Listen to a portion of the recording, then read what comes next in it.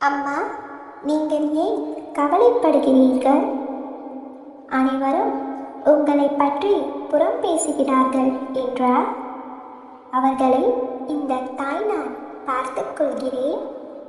நீங்கள் மகிழ்ச்சியாக இருந்தால்தானே நான் உங்கள் இல்லம் வருவேன். அவர்கள் முன் சந்தோஷமாய் இருந்தால்தானே அவர்கள் அதை பார்த்து ஏமாந்து போவார்கள். இந்த ஆதிபராசக்தி தேவியின் வாக்கு நிச்சயம் நிறைவேறும்.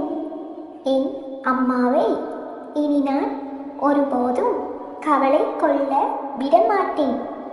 என் அம்மாவிற்கு பக்கபலமாக இந்த ஆதிபராசக்தி தேவி நான் இருக்கிறேன்.